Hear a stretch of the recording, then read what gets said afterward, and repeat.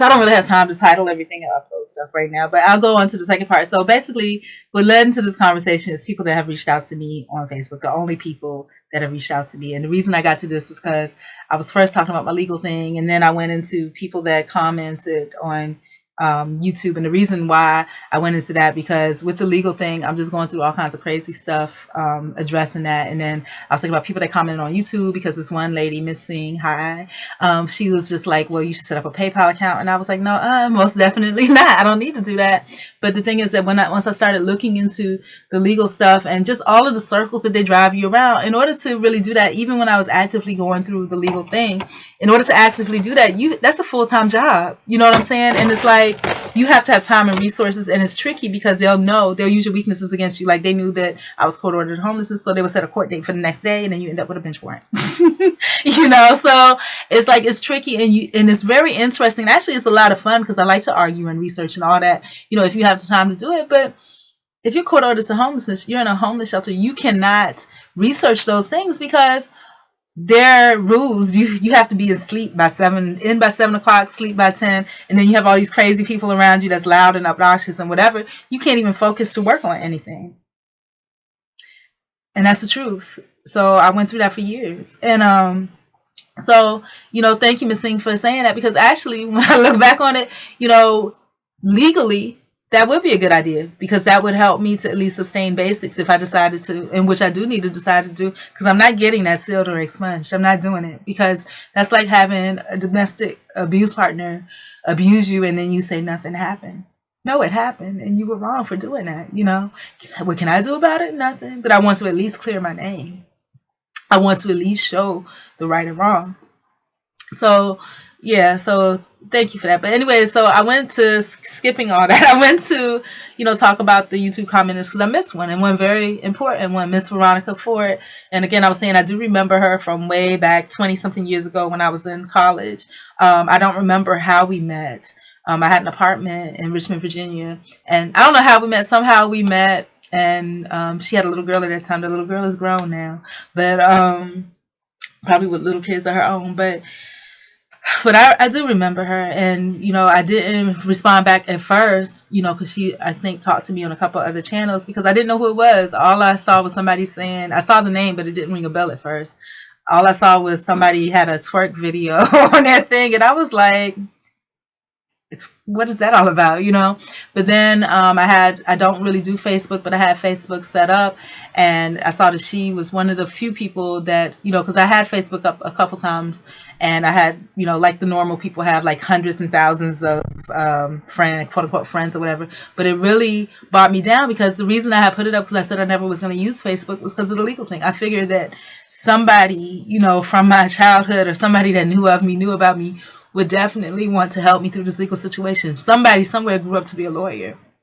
I was very disappointed because, again, military family, being Korean and Black, there was there were other Korean and Black families. Well, one other Korean and Black family. Everybody else was Korean and white, or strictly Korean. But there was another Korean and Black family.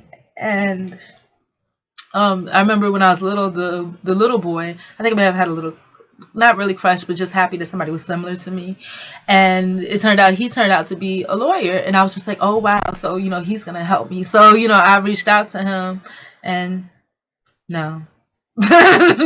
No, not at all. It was kind of sad, very sad. I should have expected, but I mean, no advice, nothing.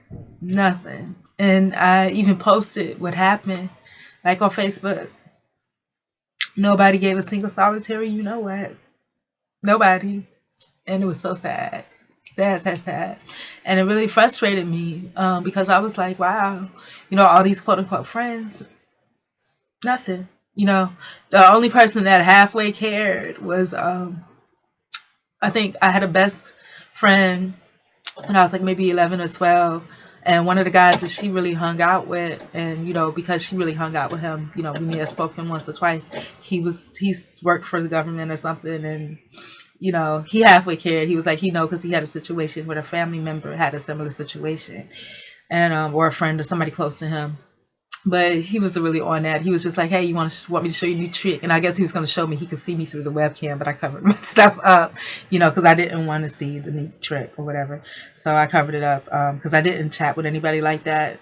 But I'm sure if he's working for where he works at, he could turn it on and see whatever he wants to see. And I guess he wanted to show me that it was true, but I didn't need him to verify that. I already knew. So so it really disheartened me. And then I started seeing things where, like I had a couple different Facebooks. I had an old one up where I was probably about 40 pounds lighter. And then, of course, with me and my heavy stuff now. And the old one, I never logged back in. But what happens is that Facebook, I guess, part of their little agreement is they can put whatever ads out. So it's that old that I had me added as a friend, just like I subscribed to some of my other channels on the other Facebooks. And I got a message from the old Facebook with my picture on it saying, "Hey, Maria, I tried Jenny Craig and I lost such and such pounds. You should try it out." And it was like sent from cell phone. I didn't send that from my cell phone because at the time I didn't have a cell phone. You understand me? And so I was like, that's just messed up because I would never support or purport anything like that. So I deleted all my accounts and I reopened one just, then my family, something happened where I saw on Facebook and I was using it to see, like pictures of my nieces and stuff. I saw on Facebook. It's just too much to go into, but basically, my brother got mad because the girl that he was dating, I was just like, how come she didn't even say thank you? And he got mad because I posted that out, and he basically just bashed me, cut me out. And then, so I didn't have any reason for it. So I closed that one. And then, out of curiosity, did anybody check to see about me? And I created a new one. And the people that really, I guess, cared or thought about me, they searched for me. Anyhow, and one of those people was Miss Veronica Ford. 25 years ago. Didn't go to school with me. Just somebody that was, in the area that, befriended or was kind to me. And thank you to her. She really was. Her and her sister. I remember Lynette too. But yeah, Miss Ford, you are gorgeous. Thank you so much for everything. Didn't respond back again because at first I didn't know who she was. And then after that, just got kind of busy, trying to sit through my stuff. And then what do?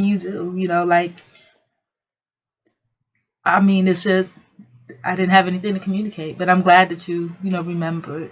And somehow, I was part of a portion of your life that you were okay with. So thank you.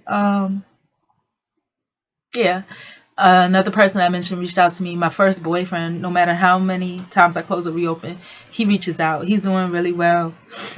Of course, and I was telling y'all the story of how we met, but he's doing really well. And every now and then, I used to watch his page just to see what's going on. And I was like, because I wanted to see why he's reaching out for me. But just, I think out of that original save a girl type of mentality that he had when we first met that I was telling y'all about, because he's done everything that he said he was going to do when we broke up 20 something. More than that, 30, a whole bunch of years ago, 25 to 30 years ago, long time ago. And, he said he wanted to have a big house in the country and get married and have lots of cars. That's what he's doing. And I don't know if he's been married twice or had two different girlfriends, but I know he's married now to a white girl. I don't know how I know. I think my mom told me, and then maybe I went to look.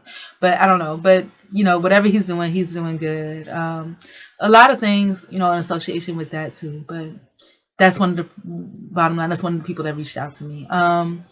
Another person that reached out to me, and I'm surprised because through the process of all the shelters and things like that I went through, in order to try to build myself up and obtain some type of support group, I went to different churches and had some really bad experiences with churches, but I didn't have anywhere else to kind of, I said, at least try to mingle or something. And they always ask you for your information, and then it got to the point where I stopped giving it because I'm just like, you guys ask for the information, but it's just for your tax credit purposes. You don't care about these people, and you have all that information, and I volunteered, and I got stories about that too. I'm not gonna get into that, but one lady somehow from a church somewhere remembered me, and I don't know if she got my name off the list, but she came to find me. I never responded back to her, but thank you to her too. Did anybody else? And then there's random people like there's one guy that I work with. I don't know why he always looks me up because we don't have any type of affiliation for each other, and he's kind of lost, in my opinion. I don't know why he looks me up, but he always looks me up. And then there's random people that may have found my YouTube channel and stuff like that. I don't even know them, so there's no chance. But yeah, so what that girl was saying, missing, that is something to think about. Now if there's a productive goal for it, but just to have like a PayPal just because you're having a hard time, no. But if I have a goal and purpose for it, which so that's something to think about. So thank you for mentioning that. It's something to think about. But only if I go through the purpose of trying to fight this thing legally.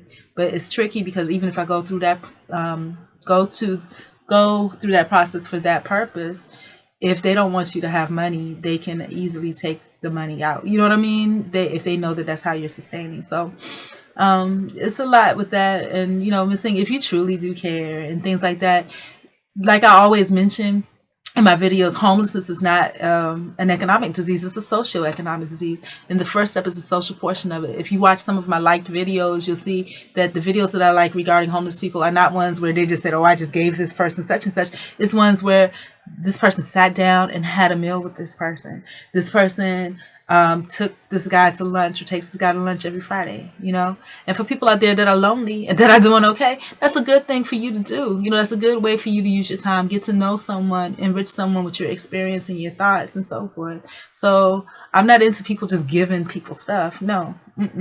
You have to enrich from the inside out, because if you're just giving people stuff, you're not helping them.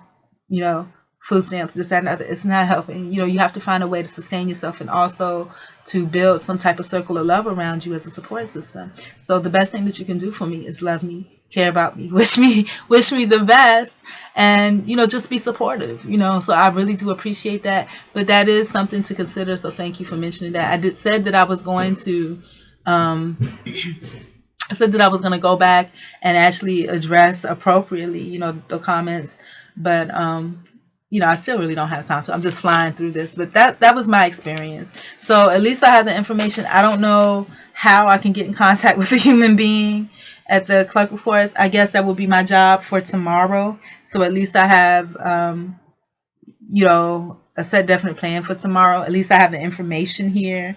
But I'm going to tell y'all, the system is just messed up. But anyways, I love y'all. Have a good day. I'm about to get out of here probably in about the next 10 minutes or so. So enjoy your day. And again, if you have comments, please feel free to leave them.